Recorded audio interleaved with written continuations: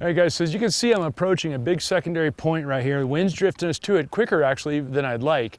But the whole key with the reaction bait like this is I'm gonna make angle this way, that way, and that way. Got him. Oh, no, I hung that one. I slacked it out there for a minute, almost hung it. But again, if you slack it, you're good.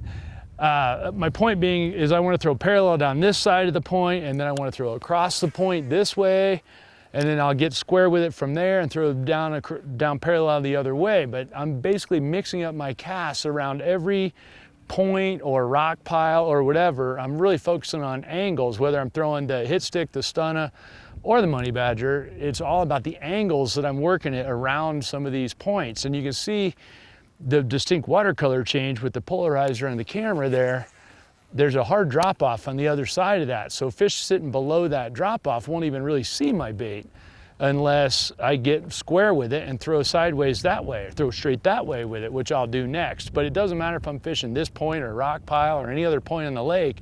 When I'm throwing a reaction bite, a jerk bait, a crankbait, a lipless crankbait, a spinner bait, anything like that, I'm gonna work it around these points just with various angles all tangent to the tip of the point. And the whole thing with a reaction bait is, you know, you just got to make a lot of casts with it.